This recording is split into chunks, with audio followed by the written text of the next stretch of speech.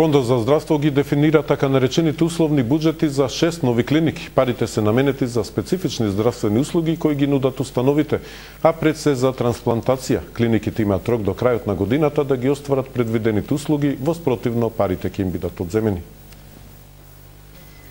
Фондот за здравствено осигурување ја прошири листата на клиники кои ќе добиваат условни буџети. Обезбедени се средства за специфични здравствени услуги во 6 нови установи. Хематологија ќе добие 4,9 милиони денари за 11 трансплантации на коскена срцевина, а 7,4 милиони денари одат на неврологија за лекување на заболените од мултиплекс склероза.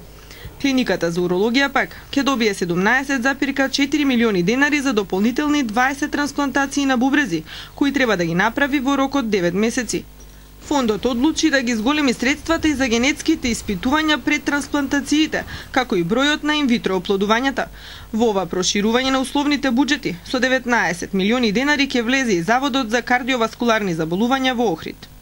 Исто како и изминатата година, фонд и оваа година договори така наречен специфичен план по вид и обем на услуги, кој што популарно е наречен условни буџети за здравствените установи, а се со цел да се обезбеди минимален број на оние интервенции кои што се од посебна значајност за нашите пациенти.